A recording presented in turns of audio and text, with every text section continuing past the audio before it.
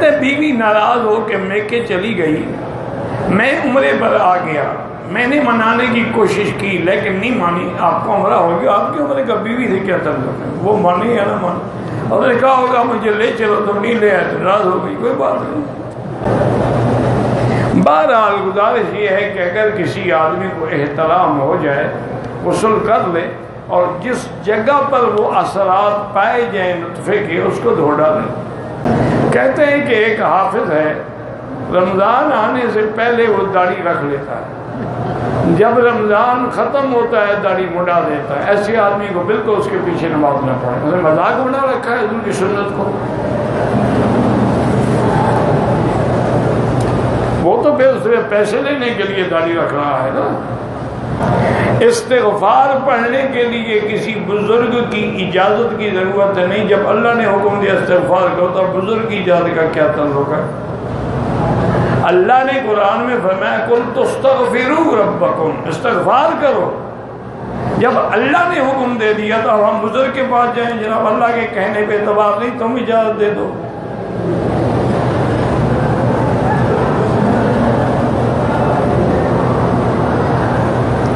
पता नहीं, कहता है जी कि कोई हद है, कोई हद नहीं।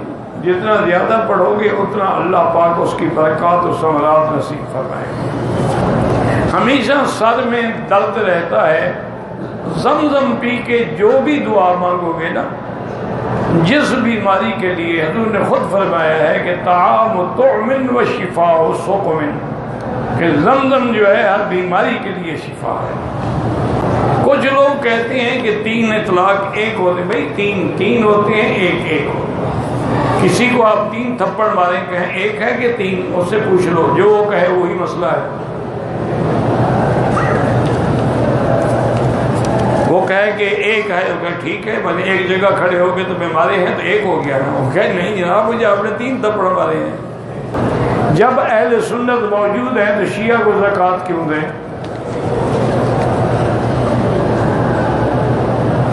पाकिस्तान में जमात हक्का कौन सी है खुद देख लें, जो हजूर की सुन्नत के मुताबिक लिबास है, दाढ़ी है, अमल है, नमाज है, रोज़ा है, वो हक्का है। एक सरकारी अफसर है, रिश्वत लेता है, गरीबों की मदद करता है, हराम के पैसे से मदद करता है, उतना जायज़ है। अल्लाह हराम का पैसा कबूल ही नहीं फरमाते। इन्नल्लाह तय्यिबुन ला यक़बुलु इल्ला तय्यिब, अल्लाह पाक है और पाक चीज़ कबूल फरमाते हैं। ये अच्छी बात है कि रिश्वत लेके गरीबों की मदद हो रही है। तुम जी गरीबों की मदद न करो, तौबा करो रिश्वत से। रिश्वत बहुत बड़ी लानत है।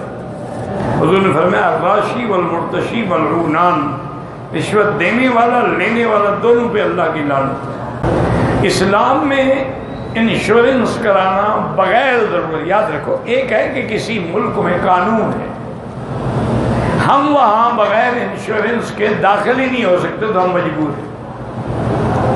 अपनी खुशी से अगर इंश्योरेंस कराएं तो हराम है, और सिर्फ हराम नहीं, डबल हराम है। उसमें सूद भी है और जुआ भी है। जुआ भी हराम, सूद भी हराम। जुआ कैसे है, आपने 10 लाख की पॉलिसी ली, अभी आपने 2-3 यानी पेमेंट की है और आप मर गए तो आपको 10 लाख मिलेगा। दिया अभी आपने 1 लाख मिली, लेकिन मिल 10 लाख है। तो जुआ यही तो होता है ना कि एक पत्ता फेंको और पैसे मिल जाए। और सूद इसलिए है कि आपने 10 लाख की पॉलिसी ली है 10 साल के लिए, 10 साल तक आप जिंदा रहे, तो अब आपको आपके पैसे पर सूद वापस करेगी कंपनी।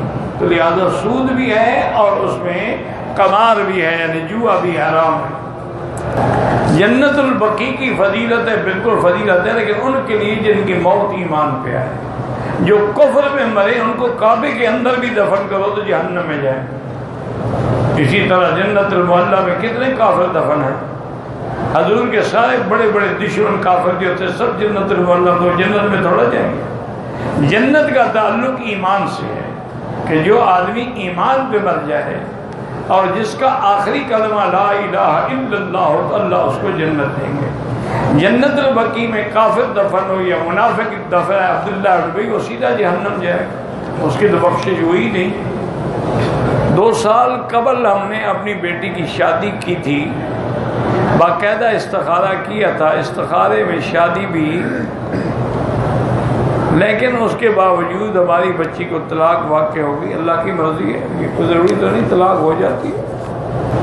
जो लोग अंबिया अलैहिमुस्सलाम और ख़ास तौर पे हुजूर सल्लल्लाहु अलैहि वसल्लम को हर जगह हाजिर नाजिर का अकीदा रखते हैं, उनके पीछे नमाज जायज़ नहीं है तो कुफ्र है। हाजिर नाजिर तो अल्लाह की शान है, नबी तो हाजिर नाजिर नहीं होते। 12 रबी अव्वल को जो जश्न ईद मीलाद नबी मनाते हैं वो बिदअत है, न कुरान में है, न हदीस में है, न सहाबा और अहले बैत ने मनाया है। अक्सर लोग ये कहते हैं कि अल्लाह तौफीक देगा तो दाढ़ी रखेंगे, बिल्कुल इसमें कोई शक नहीं, लेकिन रोटी के लिए भी यही कहते हैं तौफीक देगा तो खाएंगे। यानी रोटी अपने मन से दिखाते हो, दाढ़ी अल्लाह फरिश्ता भेजे तुम्हारे लिए, अल्लाह ने नबी भेजा, पैगंबर भेजा, हुक्म आ गया।